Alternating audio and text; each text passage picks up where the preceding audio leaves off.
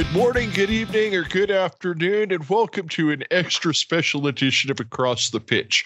My name is Phil Kennedy, and I'm here with my co-host Tony Robinson, where today we welcome back a guest who was first on our show for the fan preview edition back in August. At that time, we briefly touched on his dad, John, a legend at Stanley. So with no further ado, we'd like to welcome back to the show Gary De-Maine. Thank you for joining us today, Gary. How you doing? Hi, Phil. Yeah, no, I'm fine, thanks. Despite the the horror show yesterday at Port Vale, but other than that, I'm not too bad. And thanks for having me back. It's a great honour. Thank you very much. Hiya, Gary. It's Tony. Nice to hear your voice again. And I suppose a day, we've had a chance to sleep on the match from yesterday. So what's your view of that match the day after? Do you know what? I still think the same way as I did yesterday. And it was a one-off. We weren't particularly that bad. And if you look at the events of the afternoon, Colby's sending off completely changed the face of the game. We were 1-0 down at that point. I think we were playing particularly well and looked like we could, sort of get a goal or a score. We were having our chances. We probably just, at that point, were needing to change things slightly. That I think that would have been a benefit. But once Colby went off, there was a man less on the pitch. We were still having to push forward. And as a result, you just end up with big gaps all over the field, and they capitalised on that. They were very good going forward in the second half, and sort of made the most of the opportunities. And they weren't 5-1 better than us. They're a good side, but it was. I think it was just unfortunate the way things went. At the end of the day, it's not a league game. It's the FA Cup, which it's always nice to have a bit of a run in, hopefully get to the third round and get a bigger team. But it's like the old adage says, we can concentrate on the league now, which I think this season's as important as ever. I've always had a philosophy on cup games that they're only important if you win, and it sounds like you share that philosophy. Yeah, definitely. I mean, Accrington Stanley at the moment are not going to win the FA Cup. So, like I said, I think the aim for teams at our sort of level is to, get a good draw in the third or fourth round if we can get that far. Make money in the meantime. It raises your profile. You get on the news a bit, but we're at that level in terms of we get a lot of attention from the press these days. I think, 10, 15 years ago, a good cup run was like massive excitement around the place. The press were turning up with the cameras, and it's a sign of how far we've come that is almost the normal nowadays. We're regularly on some of the football shows. They'll do a bit of a feature on us. And it's, we shouldn't get complacent because all that could go away in 2 or 3 seasons, as some of the sides, former league sides, will tell you. But at the moment, it's sort of like a regular thing. So the excitement has sort of been jaded a bit with that as well, which is a shame. But I love the FA Cup. It's the best competition there is. And to do well in it, is fantastic. But it's not the end of the world. We've got the rest of the season to look forward to, and we're still doing okay in the Johnston, not the Johnston Paints Trophy. That's a very old name for it. The Papa John's Trophy, for which we've got a real. That's an American sponsor on that one. It is, yeah. And we've got a realistic chance of doing really well in that, and that might make. Give us our first Wembley appearance for an Accrington side. That's a real possibility, and you sort of think that's a competition we can probably put our efforts into now. Always thought that competition was Accrington's best shot at getting to Wembley, other than the league playoffs, obviously. But I'd love to see a season where we got to Wembley at the Papa John's Trophy, and then just got promotion and didn't have to worry about the playoffs. yeah, we're not very good at playoffs anyway. We either win the league outright or not at all if we don't go up. So I'd always be very nervous about setting our stall out to get promotion via the playoffs. It'd just be too stressful, I think. Yeah, I mean, football, to me, football isn't a game that should, at least league play to me, shouldn't be decided by single elimination tournaments. And I mean, if it's a single elimination tournament like the FA Cup, fine. And certainly for, the third promotion spot, I think that's a great thing that it really brings some excitement to the league, and I like that. But at the end of the day, I don't think single elimination tournaments should be involved with deciding leagues and promotions for the most part. Yeah, I'd agree, Phil. I think, the playoffs have been a great thing for the third place, and it keeps the season alive for quite a lot of teams in those final few games. Whereas once at a time, it might all be over and done with 3 weeks to go, and all the other games could, be dead rubbers really. Particularly if relegation has been sorted out as well. So it could just be sides coasting towards the end of the season. So it does help. But yes, to do it as a across the board is quite almost unfair, really. So particularly on a side that's done marginally better than the other sides in that group. So, but that's the way it's decided at the moment. Yeah, my comment might be a little bit spurred by some bitterness over how we decide things over here, because Phoenix Rising, who are our hometown team over here in Phoenix, they finished first place in their conference this season, and then just last night got eliminated in penalty kicks in the very first round of the playoffs. And to me, that just doesn't seem fair for a team that won the league. But I'll get off my soapbox and turn it over to Tony now. Yeah, we don't like penalties in England generally anyway, so they've never served as well. I thought I was going to have to set my alarm clock, Phil. This hour, we moved our clocks back an hour. I know you get an extra hour in bed, but it doesn't help me this morning.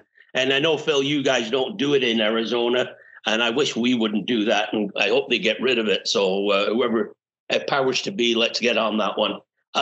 I'm on your side on that, Tony, because when everybody else changes and we don't, it makes it massively confusing for us, especially since England changes at a different time than you do and we do in the States. So we have to keep track of basically 3 different our time, your time, what time it is in UK. So it definitely doesn't make production any easier.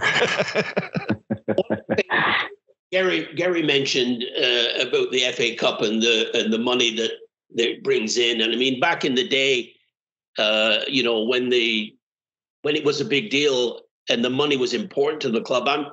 I'm not belittling the FA Cup because I'm in the same boat as Gary. I think it's a terrific competition, and when I was a kid, at 3:00 on a Saturday when the FA Cup final was on, you couldn't find anybody in the streets. It was just enthralled the nation. But the money, or should say the exposure now that they're Stanley getting League One, it really is. It does compensate for lack of a cup run, and the money, although it would be important, it's not as big a deal as it was 10, 15 years ago, is it, Gary?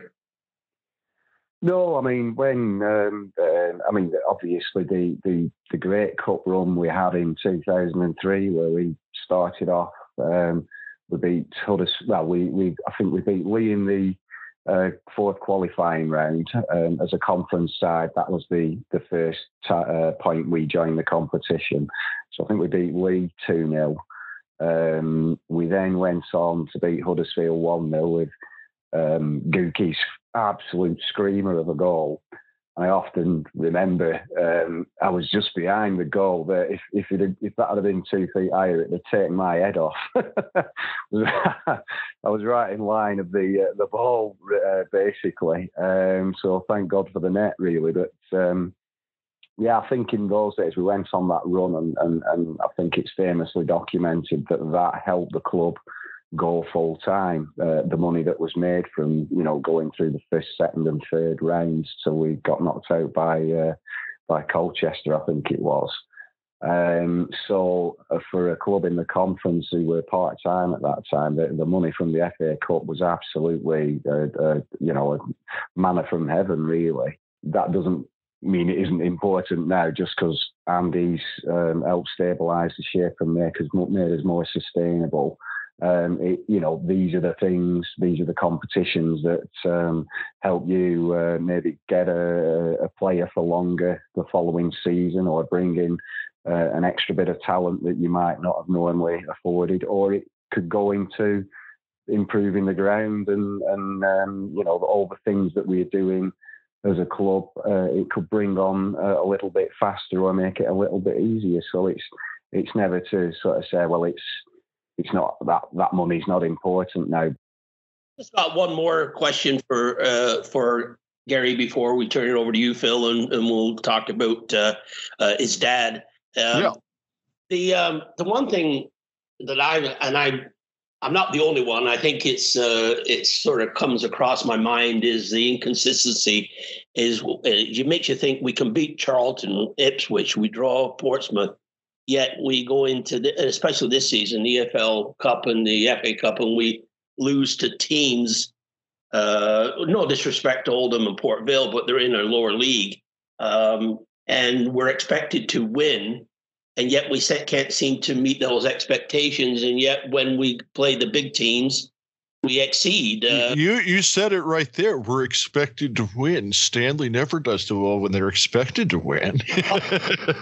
But that's why I wanted to see what Gary had a thought on that, because he sees front and center more than we do, Yeah, no, I think you're right. There is that potentially. I don't think there's complacency in the team, but you do sort of think, oh, we should beat Oldham, we're a division above them, and they were struggling. Maybe Port Vale was a different proposition because they are doing well. I think they've won 5 out of the last 6, and I think last season, although they finished low down, I think they were expected to do better than they did. I think they had a bit of a clear out in the summer.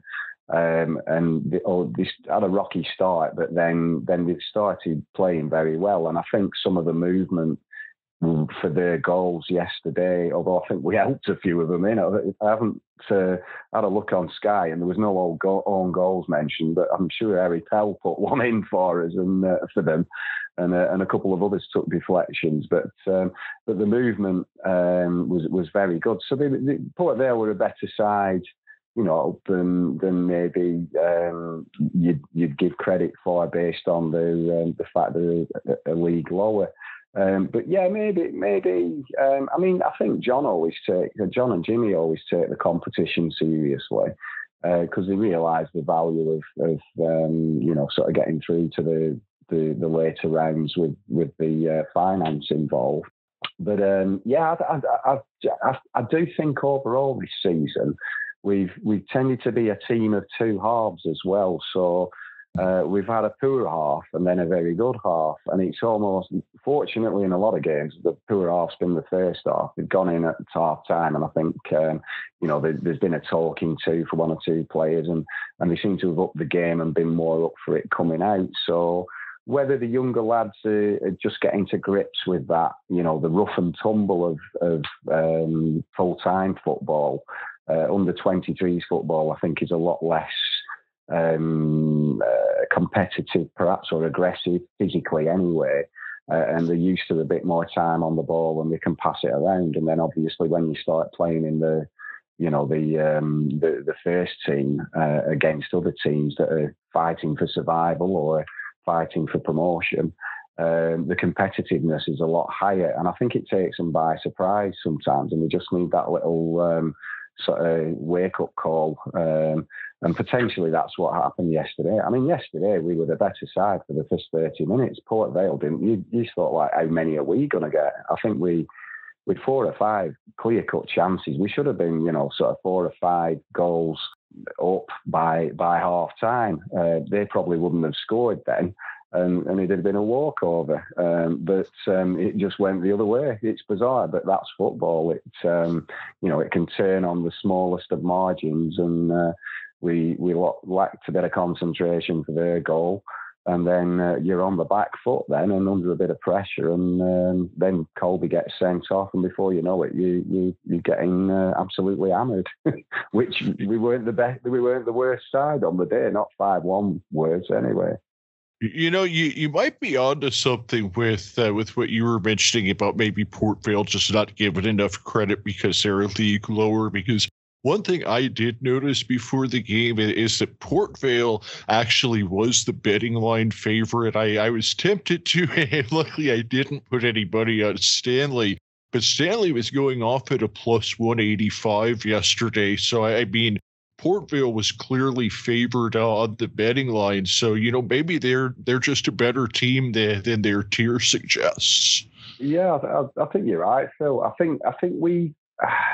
I haven't looked at the results, but I don't think our away form has been fantastic. We got the 3-2 win at Charlton, and we kept a clean sheet at Gillingham the other week.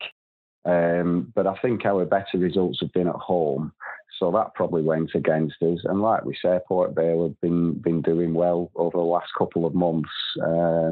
And you could see why, when they did get going, they were pretty anonymous for, like I said, the first half hour. But when they did get going, they grabbed the game by the horns. And I think John made a comment in his interview. He didn't think they would be getting promoted this season. And he's probably right, due to the fact of that lacklustre performance in the first half hour, where if we'd have been more accurate, they'd have been well out of the game before it ever became a competition. So potentially they have their demons as well, just like we have.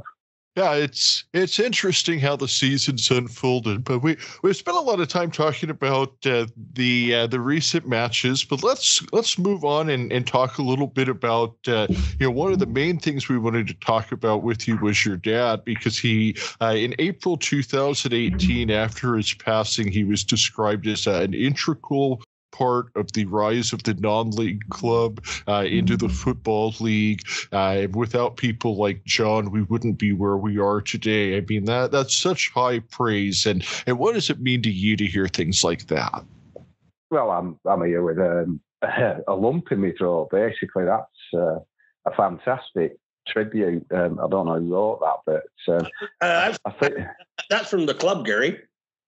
Right, that's absolutely fantastic. I mean, around that time, obviously, I didn't see everything that was. There was a lot of things on Facebook and stuff, and social media, and obviously cards and what have you. So you just don't take it all in. So that is, that's really is very kind, and it's a great honour for myself to hear that about my dad, and his efforts were recognised. But I think he was a figurehead for a lot of people over that period of time who, made a lot of efforts and made a lot of sacrifices to get the club from, sort of quite sort of a low position in football, and gave John and Jimmy the support they needed to bring to build teams that could be contenders in each division that they ended up in over that period as well. There's a lot of people who also sort of deserve high praise, and I think your show sort of gives everyone the opportunity to highlight that. Well, I think one of the things is that we've been fortunate to speak to a lot of people that have been involved off the pitch from years gone by in part of Darren's veteran series that sort of, as we'd say, fills the gaps. And one of the reasons we wanted to do this is because your dad was such a big part of it.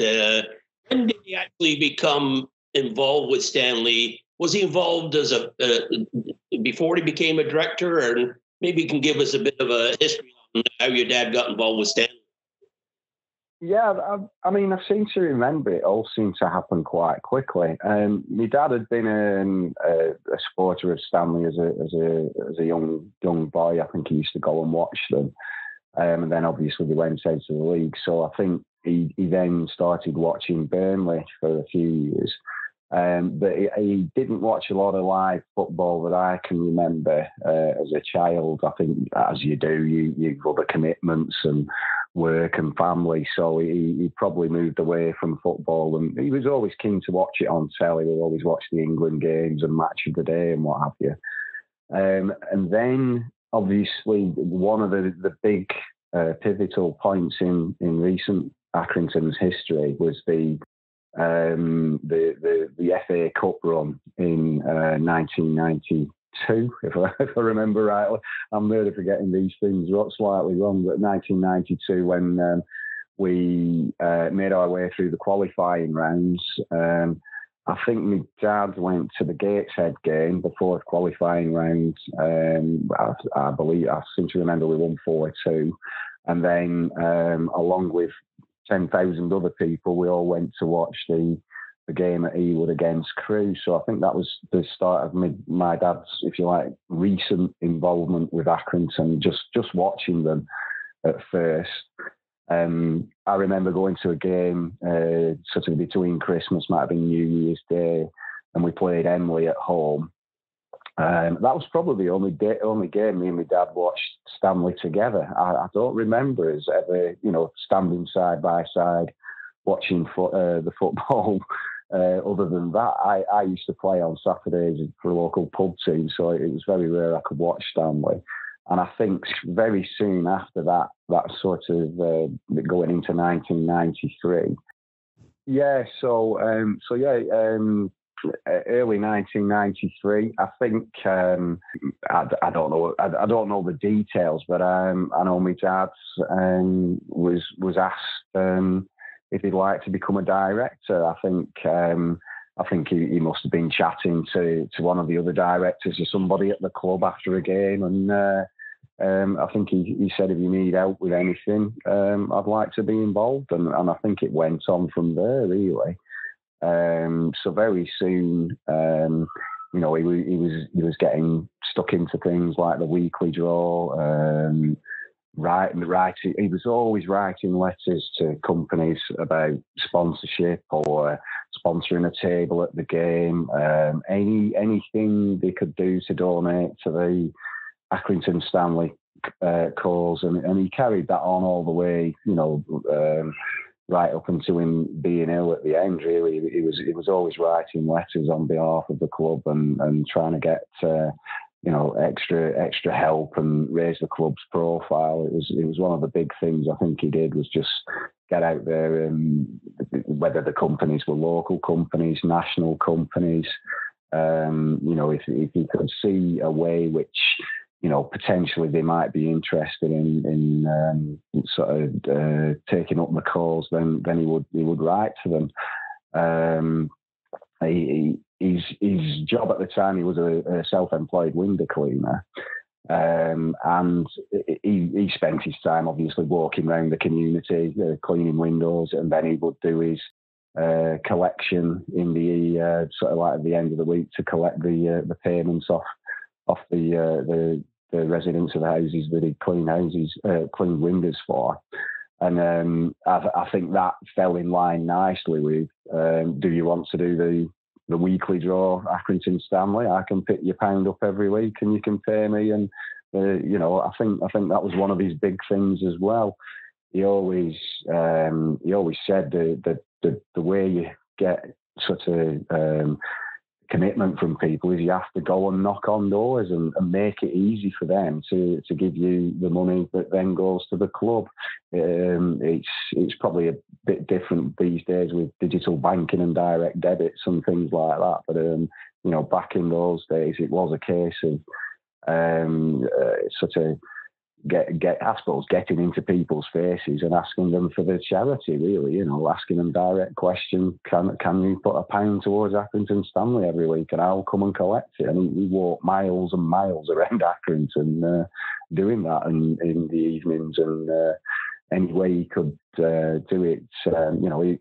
He wasn't a rich benefactor. We've been very lucky with the businessmen who've been involved with Accrington Stanley over this time. They've been able to put in a lot of personal money and things like that, and that's great. My dad wasn't blessed with a vast fortune, so he always said the way I can help the club is by doing these things that raise money for the club. So, that was kind of his, and he was very successful at it. I think he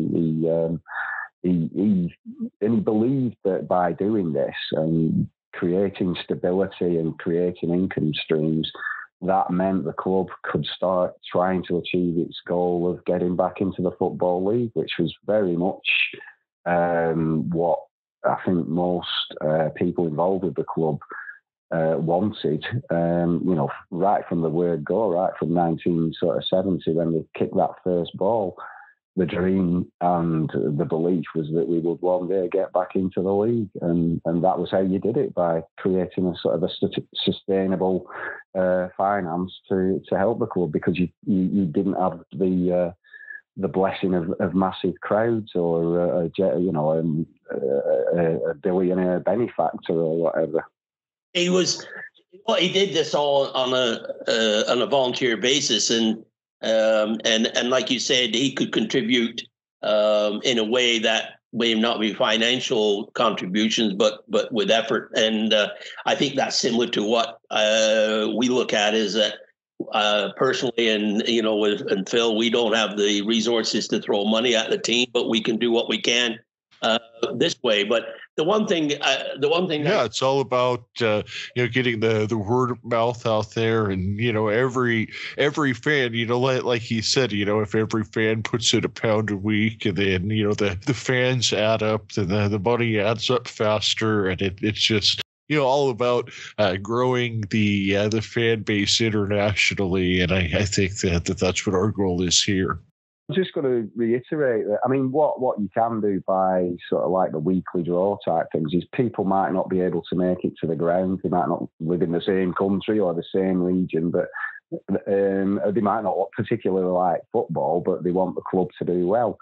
And that's just a little way that people can, an inexpensive way where people can make the contribution, helps the club, and every now and then you might win a 5 or a 10 or whatever the prize is. There's quite big prizes, so it's a little bit of a gamble as well, which some people like. The one thing, just before we move on to the next question for Phil, I just wanted to touch on the impact he had on merchandise sales at the club. Apparently, he was instrumental in getting that going, and that is a big revenue stream, isn't it? Or a nice one for a club to have. And he was involved in that part, I believe.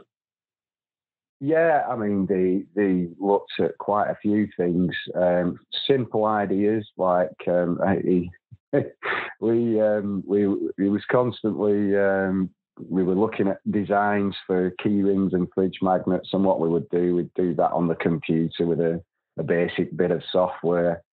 We'd print out using an inkjet printer or whatever, and you could buy the fridge magnets empty and just cut the card down and put the little card in. So it was very much handmade. So simple things like that relatively little cost and not that much effort, but you could, get a decent markup on those things. And it's a nice little thing, kids coming into the shop, something they can buy with the pocket money. An away fan, it's something simple to a nice bit of memorabilia of a famous name. I think my dad I think everybody realises, but my dad certainly recognises that Accrington Stanley as a brand is something that people it evokes people's imaginations, and it's good to key into that. they used to, I think selling replica shirts was a thing. He tried to find companies who could, do shirts for the team at reasonable cost. In those days, you couldn't really go to the likes of Adidas or Nike. Other brands are available. And, he would find places. They'd drive over to Manchester, him and Frank Martindale, Nick Schultz, and they'd be loading up Nick's car with with boxes of shirts. And then that was something the club could sell, and people around the town could wear a replica shirt. And again, that raises your profile. It's very important to have that profile. People seeing, the hometown team shirts being worn around the town, or on holiday. You go on holiday and people are like, oh, Accrington Stanley, the whole thing, everything we know, the conversations that open up. Oh, what are they doing? Are they in the league? Are they doing this? Are they doing that? And it just keeps that profile high. As much as it's a valuable revenue stream, it's a profile raiser as well. And I think he realised that. Getting simple things like rulers and pens with the club's name on, and just little things that people, ordinary children and fans could afford, and just something a little bit different to buy, other than a programme and a pie. It raised a few more quid, and all these little things start to come together. The weekly draw, the sales in the shop, somebody buying a shirt every couple of seasons, and it generates the sort of it's almost advertisement that you couldn't normally buy, and it's it did really well for the club, as well for the number of key rings and fridge magnets had to produce for him. I think they were quite successful. So now the legendary figure from that era of the club, of course, is Eric Wally. Do you have any Eric Wally stories for us? Because we've heard some good ones in the past. I mean, to be fair, I probably don't. My dad was very, I can't think of the word, he wouldn't, if you like, gossip about what was going on in the club or anything. He kept that very close to his chest. I mean, you heard from other sources. I mean, I don't think a lot of things were much of a secret due to the sort of like the volatile nature of people there. So it became quite evident at the time something was afoot. But I mean, my dad and Eric, as well as being colleagues, I think they got on very well together. And I think my dad was, although he could be quite volatile himself, I've been on the end of it as a kid sometimes, like when I've been naughty or whatever. But generally, he was quite a pragmatic person, and I think he might have been the guy in the piece at the time who sort of could sort of maybe not calm things down, but just give a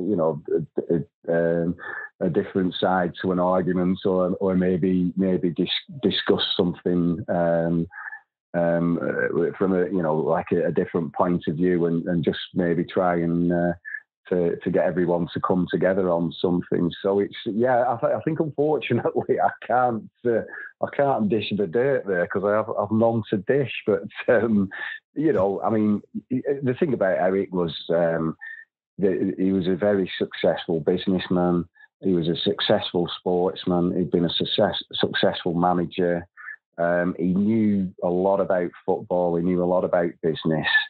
And that's hard to argue with. For people sort of think, well, why don't you do this? Why don't you do that? Let's do the other. And I think Eric did it his way, because it was the way he knew best, and it had been very successful for him. And it is, I've worked for quite a few sort of self-made businessmen, and it's a difficult conversation to have sometimes, because he sat there, been very successful and made a nice little fortune, and you're there working for him, and it's like, well, what do you know? Like, you're just working for me.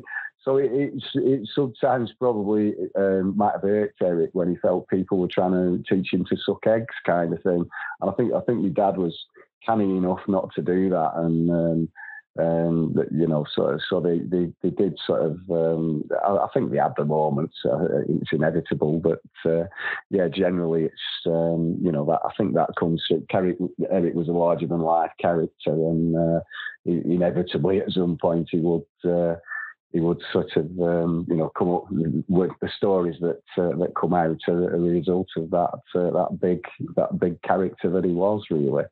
Well, your dad was a director for I'm guessing around 17 years, and obviously he had some diplomacy about him, because to be in that role and do what he did for that long of a time, and sometimes you've got to know when to, as that old song said, you got to know when to hold them and know when to fold them, and I think sometimes you've got to be pick your times, and obviously your dad was good at that.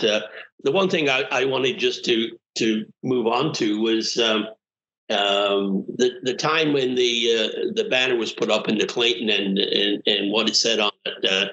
What did that mean to you and your family? Yeah, that was just fantastic. It's a shame. I'm cracking up again. I do it at least once a show. It's a shame he couldn't have seen it himself, but I hope he knew that that was just a pictorial reference to what the supporters or a lot of supporters and a lot of people in the club felt that if there was one person who they could spur them on to just get over the finishing line, then hopefully it was the memory of my dad. Like you said, it's that's what it means to me. I am actually sort of having a bit of a moment here, and it's that's the measure of the club. The ultras were fantastic about that to come up with that banner, sort of very quickly, and the timing of everything was it was just one of those situations where a big crowd. I think it was Exeter was playing, and they brought quite a lot of players, fans as well. And it was just, that was so great to see on such a large platform, really, the appreciation people had for what the efforts my dad put in. If you're in football and you work to make your team successful or better or just survive, I don't think there can't really be any greater honour than having the people who you do it for, the fans, putting that sort of acknowledgement out there. Any player who gets a banner, or any member of backroom staff who gets a banner, that must mean so much to them. Because I think at heart we all want to be footballers. We all want to be on the pitch scoring the goals and winning trophies and taking the team higher. And if you can't do that, you have to find other ways of supporting your club and taking them on. But you still want that adulation, I suppose, from the crowd. Not all the time, but just it's nice to get that. My dad was quite what's the word? He didn't have a big ego, I don't think. He was quite a mild-mannered chap generally, and he wouldn't. I'm just trying to think. He wouldn't blow his own trumpet, I don't think, but he would feel very proud that people recognise what he did over those years, and it was nice that was recognised. Fantastic. And apparently there was a song on the terraces, and it was "Cheer Up, John De-Maine," and it was to the Believer, right, by the Monkees. Yeah, I think the original recipient of that was it Peter Reid when he was at Man City or Sunderland or something. Yeah, I mean the thing about my dad was, although he loved football and the club and everything, it actually drove him mad. He very rarely would watch a full game. You know, I mean, he started his Stanley career watching, you know, games from the terraces. But I think the more investments he put into the club emotionally and physically and with the work he was doing, he found it harder and harder to watch the team. And he'd spend most of the game, you know, sort of collecting the gate money and counting it and doing all that kind of stuff in the background. And then he'd probably pop out for 10 minutes at the end to give the referee a good shouting at and cheer the team on. And he was like that very much so. When he couldn't go to the games anymore, he was very uncomfortable being kept up to date with what was going on, which people obviously, I mean, I used to do it. He'd send a text, 1-0 up and all this. He didn't want that emotional roller coaster. He just wanted to get to the end of the game. Yes, we've won. If we'd lost, oh dear, he took it so badly. It did upset him for days, and I think that's where the the sentiment of the song came from. That you know, I can't sing, but I could just picture that. That's for one thing. Before we wrap up, I just wanted to ask about the sponsored walk, which you participated in, and your bucket. Can you tell us how successful your bucket was when you carried that? I think we got 11 pounds in it. It was useful for carrying clothing in and drinks and stuff like that. But, and I think we collected most of that money from the Portsmouth fans who went into the bar once we got back to the club. It's not the Portsmouth fans; it was the Ipswich fans, wasn't it? Darren said that you were in a place having a coffee, and he said he felt there was a couple of old people took pity on you and threw some money. Yeah. Yeah. Hey, at least a pound isn't a pound of silver anymore. That bucket get heavy in a hurry. Yeah. I think the problem is the route we take from Rochdale to Accrington doesn't really, it doesn't pass much civilization, let alone any well-populated areas. So it was always a bit of a, well, maybe if we do bump into a crowd of people, they might throw tennies and £20 notes at us, but it didn't really happen. It was all for a good cause anyway. So I tell you what, I didn't think walking 16 miles could be so much fun. There was myself, Darren, and Joe Daly, whose dad was also heavily involved in the club and played for them, and Jim Curtis, and we had such a good laugh, a good natter. There was never a quiet moment. The entire, I think it was 5.5 hours it took us. We just started. I was dreading it when I thought, oh, what have I done here? What have I signed up for? But what a great day! And then we got back to the club and got a good result, and it was just a fantastic day all round. And we managed to raise a bit of money. It was, perfect, really. I think your dad would have been very proud of what you did and the rest of the people did on that day, because it sounds something like he would have been a part of. Yeah, I mean, he might not have walked, although he used to walk. He must have walked miles and miles when he was doing the windows and the collecting. But he always appreciated that when people, the supporters club and other people did put themselves out there to raise money for it. I think that was another thing. Hopefully, he felt he could inspire people to, not just rely on one or two people at the club to do the fundraising, but every fan has it in them to raise money above and beyond. We can all pay our gate money and buy our programme, but sometimes it's good just to do something a little extra that, it helps the club via the supporters' trust, but it also helped local charity as well. And the thanks we've had off the local charity is, that's well received as well. It's nice to do something like that. I probably should do it more, I think, because I got a lot of enjoyment out of that.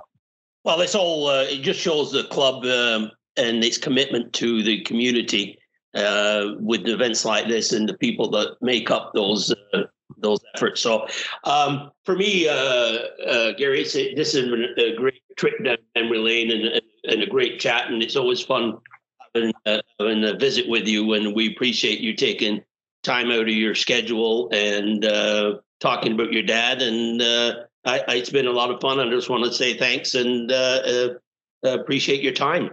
No, any time, Tony. It's always good to talk about the club, and it's something I enjoy. I think it's something I don't know whether I bore people to death. We'll see when we get the figures. I'll have to keep dialing in myself and get the ratings up. Hopefully I don't go on too much and drawn on, but I do enjoy it, and it's good of you to ask me to come on the show. I am honoured. I really am seriously honoured. It's been fun. Well, like Tony said, it's been incredible having you on the show. And also, like Tony said, one of the things that we try to do here is kind of, fill in the pieces of the puzzle to tell the story of all the folks who we wouldn't be here talking about Accrington Stanley today if they hadn't made the sacrifices that they had in the past. And certainly your dad is one of those folks. And just thank you so much for taking the time to come on the show and tell his story, because we've really enjoyed it. Yep. Yeah, anytime. And we always like to finish up with our signature on Stanley on. So if everybody's ready, on 3, here we go. Bill, we're not going to sing this to the tune of the Monkees, are we? We're just going to do the regular. well, we can. Oh, hey, on Stanley on. Here we go. 1, 2, 3. On Stanley on. On Stanley on. Cheers. Thanks very much. See you later, guys. Yeah. Have a great one.